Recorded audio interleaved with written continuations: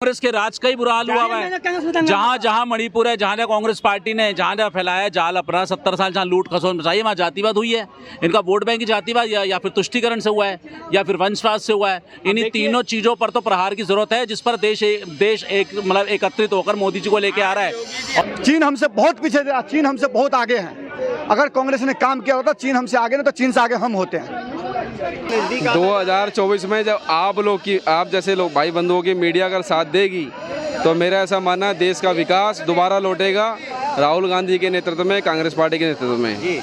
माननीय मोदी जी को 2 बार हमने समर्थन दिया, जो आम जनता के लिए माननीय मोदी जी फेल हो गए। और हम चाहते हैं आपके माध्यम से कि आम जनता की जो चीज़ें हैं, मूलभूत चीज़ें हैं, बेरोजगारी है, बढ़ती महंगाई है, जो हर नागरिक प्रताड़ित उस चीज़ से हो रहा है दिन पे दिन, उसमें एक गरीब नागरिक भी है और एक पढ़ा लिखा वर्ग भी है। अगर आपको ना यकीन हो तो उसके लिए आप सर्वे कराइए, कैंपेन चलाइए, और अगर बात झूठी पाई जाए तो फिर दोबारा मोदी जी को जिता देंगे। और बताओ, देश की जनता खुद बोलती महंगाई झेल लेंगे लेकिन कांग्रेस को वोट नहीं देंगे। सुनिए, वो कुछ लोग ऐसा है, अपने घर से बाहर निकलो और घर से बाहर निकलते जो गली मोहल्ले के अंदर भी 50-100 घर होंगे आपके, आप उनसे खुद पूछना। ये कुछ गिनती के लोग हैं जो यहाँ पे रोज मुँह उठा के आ जाते हैं, पेड़ वगैरह हैं, और रोज इनका काम है मोदी मोदी चिल्लाना, क्योंकि कई लोगों ने इनको पकड़ भी लिया है, ठीक है ना, और इनका फर्जीवाड़ा एक्सपोज भी हो चुके हैं ये लोग। आम जनता की आवाज़ों को दबाया जाता है और मीडिया का काम है कि सच्चाई को दिखाना। अगर मीडिया सच्चाई नहीं दिखाएगी तो जो मीडिया छोटा स्तंभ बोलने वाली देश की मीडिया है, तो मेरा ऐसा मानना है कि उसका स्तंभ भी कहीं ना कहीं जनता के माध्यम से घट जाएगा नजरों में। बिल्कुल। क्या लग रहा है सर, मोदी जी क्या सही काम नहीं कर रहे हैं देश में? मोदी जी की बढ़ती लोकप्रियता आज पूरे देश में कायम नहीं है, बल्कि भारत और दुनिया में भी कायम है। मोदी जी का बढ़ता ग्राफ आज कई विपक्ष को डरावना सा लग रहा है कि 2024 में बहुत तेज़ी के साथ हम लोग आगे बढ़ रहे हैं और जीत की तरफ बहुत ज़्यादा विकसित हो रहे हैं। आज देखो, मोदी जी को आप कह सकते हैं, मोदी जी के नेतृत्व में चंद्रयान चांद पर पहुंचा है। एक पिता की एक बेटे से नहीं बनती है, तुम्हारी 26 दल से कैसे बन जाएगी? पहले मुद्दा ए। और सुनो, यादव जी कहते हैं प्रधानमंत्री मैं बनूंगा, चले जाओ बंगाल, वो कहती है प्रधानमंत्री मैं बनूंगा, आप चले जाओ गांधी जी के पास, प्रधानमंत्री मैं बनूंगा। जब बाप की बेटे की नहीं बनती, 26 दल की बन जाएगी। तो वो तो समझौता है, एक एक दिन संभालेंगे प्रधानमंत्री, क्या दिक्कत है? देखो मैं बताऊं, ये 26 क्या 26 दूनी 52 भी हो जाए, लेकिन आएगा वही, फिर से मोदी आएगा 2024 में। बताओ क्यों आएगा? उसकी मोदी जी इसलिए आएगा कि मोदी का जो काम है, आज तुम देख लो, किसी भी स्तर पर उठा के देख लो। हाँ चलो, आप रोटी तो खाते होगे, क्या नहीं खाते? आपको मैं फ्री खिलाऊंगा तो कब तक खाओगे बताओ? एक मिनट सुनो, आप कब तक खाओगे बताओ? देखो, ऐसा नहीं है फ्री, जो हमारे मूल है। फ्री खाओगे नहीं खाओगे बताओ, उसका उत्तर दो। नहीं खाने तो पसंद नहीं खाएंगे। जब फ्री खाना पसंद नहीं करते तो उसके लिए सुझाव मैं दे रहा हूँ आपको। आप मोदी जी की तारीफ करो, मोदी की तारीफ ना करके मोदी जी की योजना लागू करवाओ। 2014 से दिल्ली में रहते हो, 2014 से दिल्ली की जनता के लिए राशन कार्ड बंद है, और राशन कार्ड की जो पॉलिसी होती है वो केंद्र सरकार बनाती है, भारत सरकार। राज्य के अंदर इम्प्लीमेंट करना राज्य का काम होता है, ठीक है। 2014 से माननीय मोदी जब से आए हैं, एक राशन कार्ड लोगों का दिल्ली की जनता का नहीं बना है। और आप सुन लो अब दूसरी बात, कि तुम्हारे को फ्री नहीं खाना मोदी को बोला करो रोज सुबह उठ के कि हमारे राशन कार्ड लागू करवाओ। जो 5 रुपए से 7 रुपए किलो गेहूँ मिलेगा, चावल मिलेगा, आम नागरिक जो होता है, एक व्यापारी आदमी जो 500-600 रुपये पर डे का आदमी कमाता है, लेबर आदमी, वो भी फ्री नहीं मांगेगा। जब उसको बेसिक चीजें आप राशन कार्ड बना के दे दोगे तो वो लाइन में लग के 4-5 रुपए किलो लेने का दम रखता है गरीब नागरिक भी। ये केंद्र में बैठी सरकार उस तरह का काम नहीं करना चाहती। ये लोगों की आदतें खुद खराब कर रहे हैं और उसके बाद उस पर राजनीतिक श्रेय लेना चाहते हैं आम जनता से। इनकी आपको काम करना है, ऐसा काम ठोस करो ना कि उस व्यक्ति का विकास भी होगा और रेवेन्यू भी आएगा सरकार के पास में, तो वो काम तुम्हें करना नहीं है। 14 से बंद है श्रीमान जी, 14 से, और ना पता हो ना तो आप अपने राशन विधानसभा में कहीं भी जाइए, वहाँ पता करो, उसके बाद बात करना तो मजा आएगा। मैं बोल रहा हूँ मोदी की तारीफ करो, लेकिन थोड़ा पढ़ के आके फिर तारीफ करो तो अच्छा लगता है। तो राशन हमारा मूल है यार, गरीबों का मूल है। राशन क्यों नहीं बनना चाहिए? गरीब है, गरीब कहाँ जाएगा? राशन नहीं मिलेगा तो गरीबों का जो हक है वो तो मिलेगा। और ये आज की योजना तो है नहीं, गांधी जमाने की योजना है, सॉरी भैया, गांधी जमाने की योजना है, जिसका मूल है वो मूल है। राशन पहले का है, आज का नहीं है। तुमने चालू किया, हमने बंद किया। अरे उस दौर में हम लोगों के पास इतना वो नहीं था, बैकअप नहीं था। कोविड, इधर आइए, कोविड, अब देखो कोविड में क्या हुआ। देखिए, राशन गांधी जी की योजना है और शुरू से चलती चली आई है, जनता का अधिकार है। सुनो, मैं आपको क्या बोल रहा हूँ, सरकार को रेवेन्यू आएगा। 2014 से राशन कार्ड बंद हैं, तो मैं ये बोलना चाहता हूँ कि कैमरे के माध्यम सरकार उस राशन कार्ड को पॉपुलेशन के आधार पे, एक विधानसभा की पॉपुलेशन 2 से 2.5 लाख होती है, और गरीब आदमी जो नीडफुल आदमी होता है, गरीब आदमी जो गरीबी रेखा में आता है, वो मेरे हिसाब से 30 से 32 हज़ार आदमी होता है। सुन लो, हम ये देखो, ये ऐसे नलायक, सुनिए,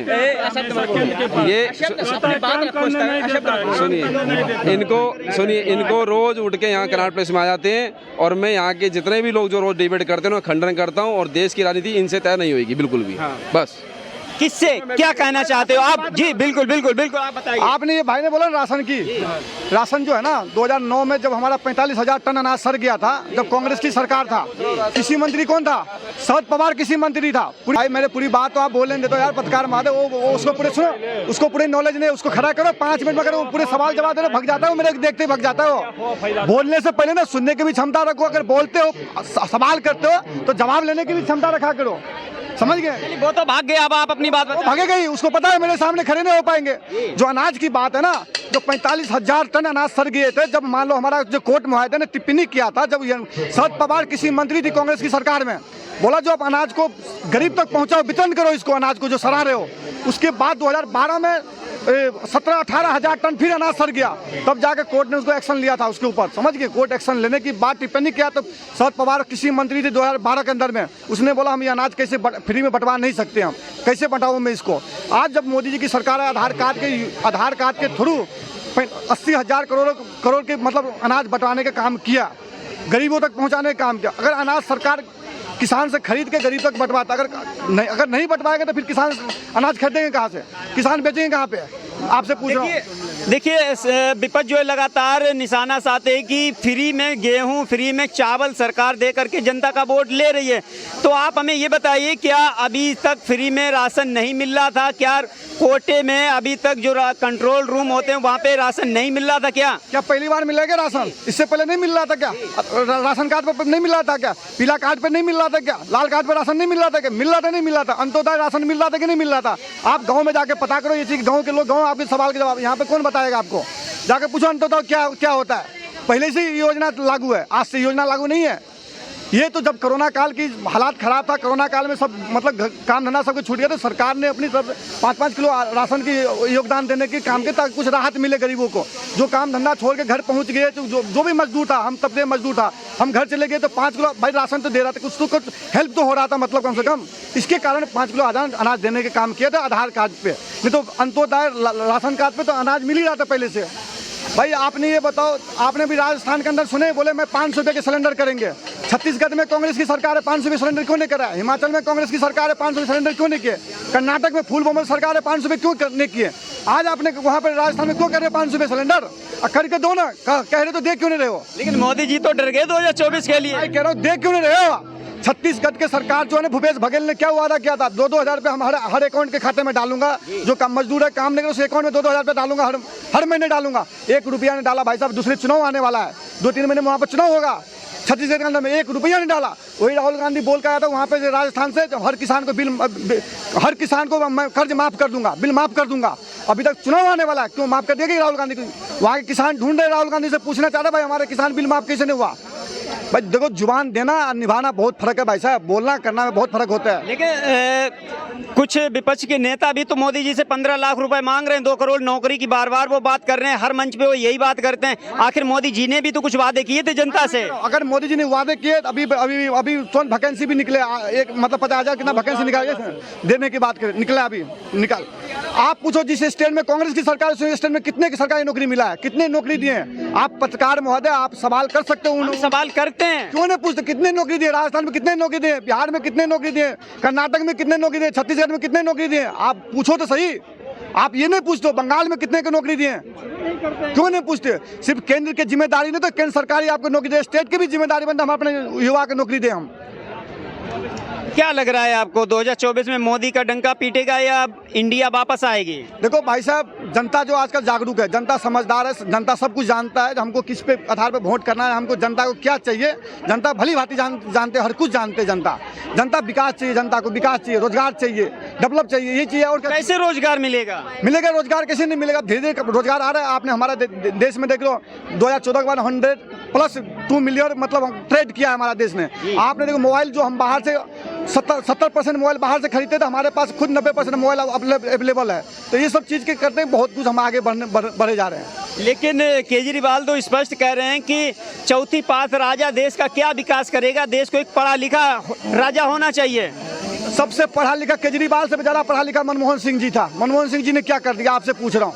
पढ़े लिखे थे कि नहीं मनमोहन सिंह जी? बिल्कुल पढ़े लिखे, सबसे पढ़े लिखे मनमोहन सिंह जी थे, सबसे पढ़े लिखे। लेकिन मनमोहन सिंह जी ने क्या कर दिया आप बताओ?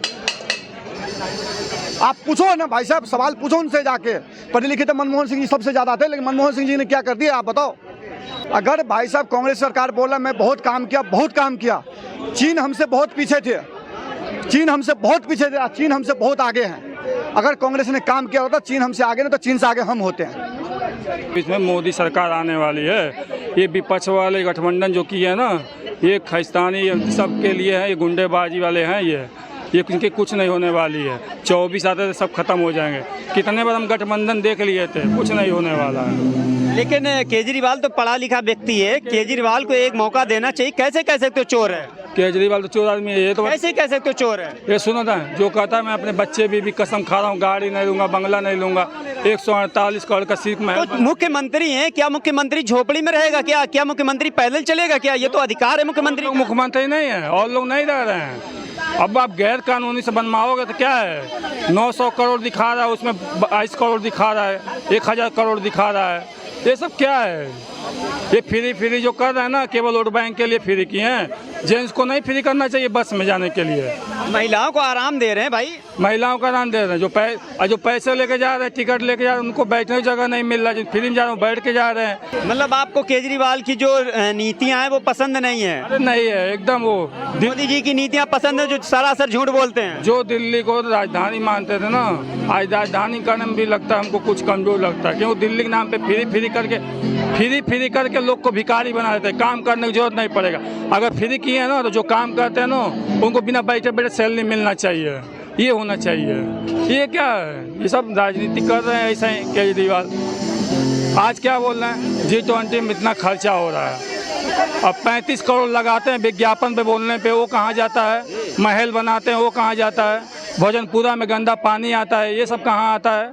ये सब कुछ नहीं जानते हैं। कहते हैं हमारे दिल्ली में सब खुशहाल है, सारी जनता खुशहाल है। क्या बात कर रहे हो आप? कहाँ से आते हो? पंजाब में देखो खालिस्तानी मांग कर रहे हैं, वो पंजाब चाहिए। दिल्ली की बात कर रहे हो? सुन लो उन्हीं का भी गवर्नमेंट है। वहाँ के जो इतने राज्यपाल हैं वो बोल दिए राष्ट्रपति शासन लग जाएगा, मगर खालिस्तानी साथ में नहीं जाएगा। खालिस्तानी ने मांग कर दिया पंजाब के लिए, और जो पंजाब में सरकार बनाए खालिस्तानी दम पे बनाए हैं। वो भी भीख मांगने जाते हैं वहाँ पे केंद्र के पास कि हमारे पास पैसे नहीं है, नौकरियाँ के वादे करते हैं, कुछ भी नहीं होने वाला ये सब ऐसे ही हैं। मोदी जी भी तो नई देश में नौकरियां दे पा रहे हैं। क्या बात कर रहे हो? नौकरी दिए नहीं, ये जो दिए। अरे जो आर्मी का भर्ती निकला था, जो 4 साल की भर्ती से क्या हो जाता है? 4 साल में 15 लाख 20 लाख रुपए मिलेगा। तो ये बता आएगा तो फिर स्टेट सरकार नौकरी भी देगा और अपना रोजगार भी तो कर सकते हैं। क्या आप मोदी जी से सहमत हैं? नहीं। क्या कहना है? 2024 में किसका चयन करना चाहोगे? राहुल गांधी आएगा। राहुल गांधी जी? ये तो सर कह रहे हैं कि मोदी जी आएंगे, राहुल गांधी कुछ नहीं है। नहीं राहुल गांधी आएगा। संसद में आंख मारता है, जब भी करता है। ये अमेरिका में जाके भारत का बदनामी करता है। ये है कांग्रेसी का दोहरा चरित्र। दोहरा चरण बता रहे हैं। क्या कहना है ज्योतिरादित्य सिंधिया को? क्या कहना है आपका? क्या कह रहे दोहरा चरण दिखाती है कांग्रेस? नहीं है, ऐसे तो नहीं है। सही है? नहीं। पढ़े लिखे को आना चाहिए। हाँ, देश में बदलाव होना चाहिए। अच्छा, क्या मुद्दे लेकर के बदलाव लेकर के आना चाहते हैं राहुल गांधी जी? क्या युवाओं के लिए करना चाहेंगे? लमसम 70 साल तो किए हैं ना। देखो 70 साल में क्या किए हैं? खाली गादी परिवार बढ़ाए हैं। वो फिरोज खान है। आप क्या करते हो, क्या रोजगार है आपके पास? आदि नहीं, वो फिरोज खान है। आप क्या करते हो, क्या रोजगार है आपके पास? हम तो इतने करते हैं, प्रगति मैदान म्यूजियम में उसमें काम करते हैं। म्यूजियम में काम करते हो? हाँ। कहाँ से आना होगा भाई? हम दिल्ली से आए हैं। क्या लग रहा है 2024 में कौन ताकत पावरफुल हो सकता है नेता? पावरफुल तो लालू होगा। लालू यादव? क्या बात कर रहे हो यार, सो के आए हो क्या? दिल्ली में केजरीवाल आएगा। दिल्ली में केजरीवाल। प्रधानमंत्री कौन बनेगा? प्रधानमंत्री वही नरेंद्र मोदी बनेगा। नरेंद्र मोदी बनेगा जी। कहाँ से आना होगा भाई? मैं भी दिल्ली से ही हूँ, लेकिन क्या कहना है 2024 में किसका चयन करना चाहोगे? चयन तो मेरा बीजेपी का था, लेकिन जब उसने सिलेंडर का दाम घटा दिया तब मेरा उससे हट गया, क्योंकि महंगा था तब कोई दिक्कत नहीं थी, लेकिन चुनाव के टाइम पे सस्ता किया, इससे मुझे बीजेपी से विश्वास उठ गया। यस। चलिए हमारे साथ महाराज जी भी जुड़े हैं। नमस्कार महाराज जी, कहाँ से आना हुआ आपका? हम यूपी से हैं जी। महंगाई बेतहाशा बढ़ी है, इसका सीधा असर गरीब आदमी पड़ा। हमारे माननीय मोदी जी कहते हैं कि हम तीसरी बड़ी अर्थव्यवस्था बनाने जा रहे हैं, और मोदी जी के सरकारी रिकॉर्ड में 80 करोड़ लोग 5 किलो पर जीवित हैं। पहले ध्यान दीजिए इस बात को, 80 करोड़ लोग 5 किलो पर जीवित हैं, और 2-4 करोड़ लोग वो 5 किलो भी नहीं पा रहे हैं। वो कैसे जीवित हैं, इसको ध्यान दीजिए। और मैं तो चाहूँगा कि एक ऐसा व्यक्ति प्रधानमंत्री बने, मैं किसी का नाम नहीं लूँगा कौन प्रधानमंत्री बने कौन न बने, इससे हमारा कोई संबंध नहीं है, लेकिन एक ऐसा व्यक्ति प्रधानमंत्री बने जिसके हृदय में सिर्फ विकास हो, सृजन हो, वाणी में सृजन न हो, जुबान में सृजन न हो, केवल सृजन का नारा लगाया जाए और विनाश किया जाए, ऐसे प्रधानमंत्री की आवश्यकता नहीं है। मैं तो समझता हूँ कि मोदी जी एक असफल प्रधानमंत्री रहे हैं, असफल प्रधानमंत्री रहे, क्योंकि मैं भी वोट दे करके अब पछता रहा हूँ। यह प्रक्रिया ठीक नहीं है। आप देश में ही पाकिस्तान देख रहे हो, आप देश में ही दूसरा देश देख रहे हो, आप देश में ही बांग्लादेश देख रहे हो। क्या आपको लग रहा है कि देश में ऐसी स्थितियां नहीं हैं? देश में जो दंगे होते हैं वो क्या लगता है आपको पाकिस्तान जैसी स्थितियां नहीं उत्पन्न कर रही हैं क्या? दोनों कंडीशन की अगर ईमानदारी से जांच कराया जाए, इसमें कौन दोषी है उस पर उंगली क्यों नहीं उठाया जा रहा? जांच तो बिल्कुल चल रही है उस पर, और उस पर जांच चल रही है। जांच किस तरह से चल रही है? जांच एक वर्ग को प्रेक्षित करके कर रहा है, इंगित करके किया जा रहा है, जबकि सच्चाई क्या है आप भी अवगत हो, हम भी अवगत हैं। पहले जब मुसलमानों द्वारा जो है सड़कों पे मस्जिद पे नमाज पढ़ा जाता था, पहले जब मुसलमानों द्वारा जो है हल्ला बोल के जो है ताजिया निकाला जाता था, तो समाज उन पे उंगली उठाता था। अगर आज वही काम हम कर रहे हैं तो यह समाज नहीं है, विश्व हमारे ऊपर उंगली उठाएगा। इसे कोई नहीं रोक सकता, इसे कोई नहीं रोक सकता, कभी नहीं रोक सकता। हम अब स्वयं दोषी हैं। आज हम जिस राष्ट्र निर्माण की बात करते थे, आज हम उस राष्ट्र विनाश की बात कर रहे हैं, उसके लिए हम स्वयं दोषी हैं। हमें इस दोष को मानना पड़ेगा। हम इसलिए दोषी हैं कि हम सत्ता से संरक्षित हैं। कोई अगर हमें जिंदाबाद के नारे लगा रहा है तो उसे लगाने दिया जाए। भाई साहब का कहने का मतलब ये है, अगर पाकिस्तान जिंदाबाद के नारे लगाने दो, अगर दिल्ली जो पाकिस्तान जिंदाबाद जो पाकिस्तान टुकड़े हो गए के नारे लगा रहे हैं, हमें उन्हें लगाने देना चाहिए, क्योंकि ये भारत है ही इसलिए। हम लोग सदियों से पिटते आए हैं, सदियों तक पिटते रहेंगे। इनका भाई साहब का मानना भी यही है कि भैया जैसे गुलाम बने थे गुलाम बने रहो, तुम्हारा अधिकार है ही नहीं आजाद होने का। ये जितने मजे में बीते हमारा टाइम, कितना मजेदार हमारे 600-700 साल निकल गए। अब आज फिर से तुमने अपने अधिकारों के लिए लड़ना शुरू कर दिया। क्यों भाई? जब ये संविधान में नहीं लिखा है कि भारत में एक मिनट ये भारत संविधान में नहीं लिखा है कि भारत में कोई पाकिस्तान जिंदाबाद के नारे लगाए या पाकिस्तान का कोई झंडा लहराए। इस समय हमारे देश का शासक कौन है? मोदी जी हैं। उस कन्हैया कुमार को पकड़ के अंदर क्यों नहीं कर रहे हैं? क्यों नहीं कर रहे हैं? क्यों नहीं कर रहे हैं? क्यों समर्थन कर रहे हैं उसका? ऐसे अपराधी व्यक्ति को जेल में, ऐसी को जमानत पे भी नहीं, कन्हैया कुमार को क्यों नहीं अंदर किया जा रहा है? आप एक रास्ते में चलोगे, पूरा विश्व आपके साथ होगा। भारत का हिंदू आपके साथ होगा, भारत का मुसलमान आपके साथ होगा, चमार आपके साथ होगा, बिंद आपके साथ होगा, केवट कुमार लोहार आपके साथ होगा, सिख आपके साथ होगा, सब आपके साथ होगा। आप ही दोहरी राजनीति कर रहे रहे हो। और दोहरी राजनीति कभी समाप्त नहीं था। और द्वंद्ववाद पर आप चलोगे तो द्वंद्ववाद आपको ही विनाश के रास्ते पर ले जाएगा, दूसरे को विनाश के रास्ते पर नहीं ले जाएगा। दोहरी राजनीति की बात राजनीति कर रहे हैं। अफगानिस्तान से सिखों की जो वो वहां से लाए, उन्होंने गुरु ग्रंथ साहिब को लाए, ये दोहरी राजनीति कर रहे हैं। सिखों के लिए वो आदमी गुरुद्वारे में जाता है, मौलवियों से मिलता है। कहाँ दोहरी राजनीति कर रहा है भाई? कौन से धर्म से वो आदमी नहीं मिल रहा है? किस धर्म को नहीं लेके साथ चल रहा है? किस जाति को लेके साथ नहीं चल रहा है? आप मुझे बता दो किस धर्म के साथ उन्होंने इस तरीके का बर्ताव किया जो आप यहाँ पे भाषण दे रहे हो। आपने बोल दिया, अरे कैसे भारत तोड़ो के नारे लगा दोगे आप? आपने आवाज उठानी चालू कर दी, इसलिए वो वसुदेव कुटुंबकम का नारा वो आज गलत साबित हो रहा है। आप उनको भी सहते रहिए, जो आपको मार के भगा दे उनको भी सहते रहिए। केरला में अगर आप 50% से ऊपर हो गए, आपकी सरकार ही नहीं बन सकती, उनको भी सहना है। आपको हर उस आदमी को सहना है। आप बच्चे करते रहिए, फिर आप उनको सरकार को गाली देते रहिए, आपको सब सहना है इस देश में। आपको निकाल दिया जाएगा इराक ईरान की तरह, और फिर आपके पास कोई देश नहीं बचेगा। कोई दिक्कत नहीं है। आपने 800 साल की प्रताड़ना झेली, कोई दिक्कत नहीं है। आप इसी लायक थे, इसी लायक हो, इसी लायक रहोगे। अगर आप आवाज उठाओगे तो ऐसे ही लोग हमारे समाज से निकल के ऐसे ही लोग आपको फिर घर आएंगे। वो पता नहीं कहाँ से आंकड़े लाए, कौन सा अखबार साला ऐसा आता है इनके घर में जहाँ पे मोदी के खिलाफ जो भी चीज मोदी के खिलाफ है वो अखबार इनके घर आता है। दुनिया की सारी संस्थाएं दुनिया मोदी विरोध, क्योंकि मोदी ने बनाया ना। जो भी सिविल कोड है, जो भी कानून है, मोदी बनाएगा, हमें विरोध करना है। समझे ना समझे, मोदी ने क्यों बनाया? चांद पे झंडा लगा दिया भाई। उस मोदी बोले मोदी बोल, पहले पूरा हिंदुस्तान में बाद में संभालेगा, पहले मणिपुर को संभाल ले। एक छोटा सा राज्य उसे नहीं संभाल रहा है, लोग कह रहे मोदी। अबे क्या है मोदी? राहुल गांधी लायक नहीं है क्या? इतना एजुकेशन पढ़ा बंदा है, उसको कुछ समझ नहीं रहा है। संभाल के दिखाओ वहाँ पे पेट्रोल कैसे है, तेल कैसे है, वहाँ पे बात करो।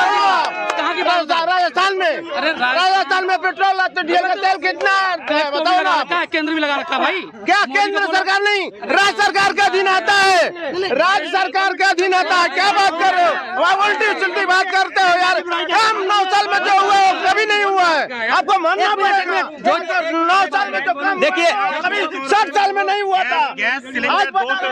देखिए लोग मोदी विरोधी कर करके उन्होंने अपनी पार्टी का सत्यानाश करा लिया, पतन हो रहा है उनका। हाँ, क्योंकि सच्चाई उनसे हजम नहीं होती है, और मोदी ने के सरकार ने जो काम किए हैं ना, वो काम उनको बच नहीं रहा है। एक बात कह रहा हूँ भैया, मणिपुर बोले थे भैया, खुल्ला मणिपुर पे बोला।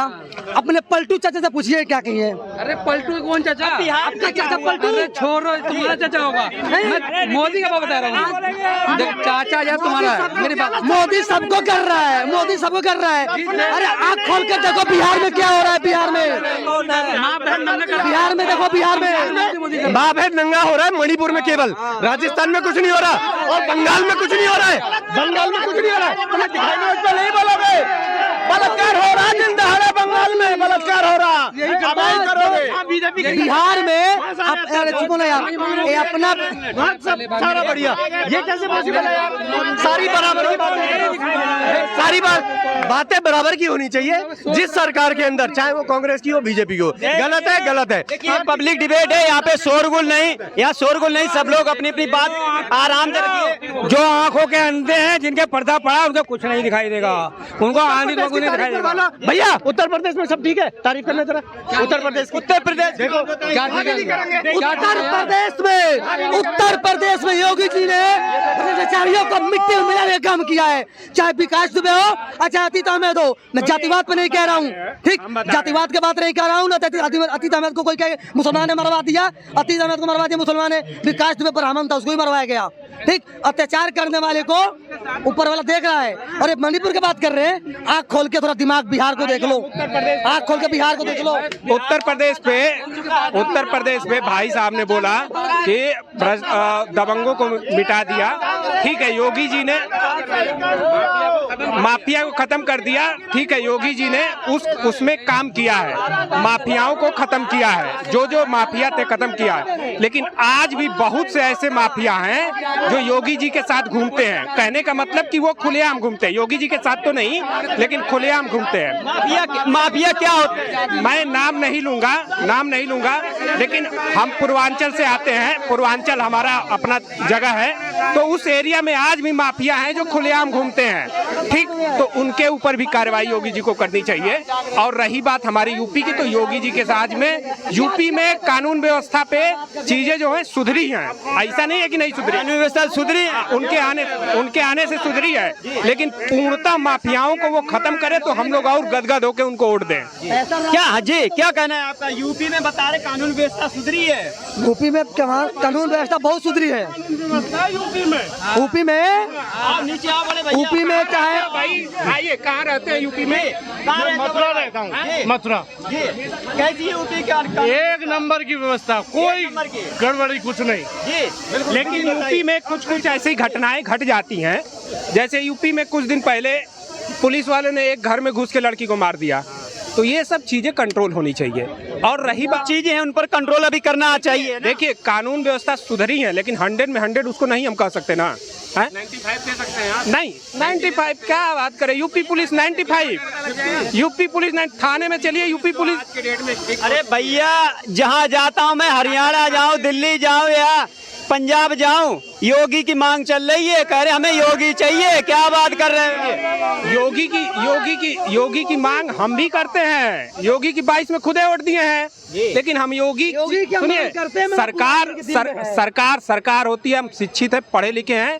अगर आर्टिकल पढ़ते हैं तो उसमें चीजें क्या गलत है और क्या सही है, उस दोनों को देखना चाहिए। आप पढ़े लिखे हो तो चलिए अब आपसे ही बात करते हैं जी। सरकार की रही बात, तो सरकार को हमेशा डर लगना चाहिए कि जनता हमको गिरा देनी चाहिए। सरकार का मनोबल नहीं बढ़ाना चाहिए कि जनता हमको नहीं गिराएगी, उसको डर लगेगा तो वो काम करेगी। आप वोट देते हो अपना, आम जनता, आप वोट देते हो, आप आम जनता हो, तो क्या आपको इस बात का भी अधिकार होना चाहिए कि यदि सरकार गलत करे, चाहे वो मोदी हो या फिर राहुल गांधी, उसकी सरकार गिरा देनी चाहिए? बिल्कुल होनी चाहिए। हमको 5-5 साल का मौका मिला है, 5 साल तक मौका मिला है। 50 साल राहुल गांधी नहीं थे, 50 साल कांग्रेस थी, राहुल गांधी तो ठीक ना। सुनिए, 5 साल इसीलिए संविधान ने दिया है कि आप सरकार को हटा दीजिए अगर आप सरकार से खुश नहीं है तो। 14 में अन्ना जी का आंदोलन हुआ, 12 में, जिसमें आए केजरीवाल। कांग्रेस को डर लगा कि यह जनता है, हमको हटा देगी। लोकपाल कानून लाया, तरह तरह के संविधान, तरह तरह के संशोधन उस समय हुए थे।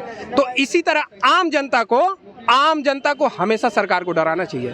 खुल के नहीं सपोर्ट करो, लेकिन उसको भी लगे कि ये हमको हरा देगा, मोदी को भी लगे कि हरा देगा ये हमको, लेकिन मोदी का अंदर से सपोर्टर है, लेकिन मोदी को लगे कि हरा देगा। खुल के नहीं, एकदम खुल के नहीं, मतलब डराना चाहिए जनता। हाँ, डराना चाहिए जनता को, सरकार को काम करे।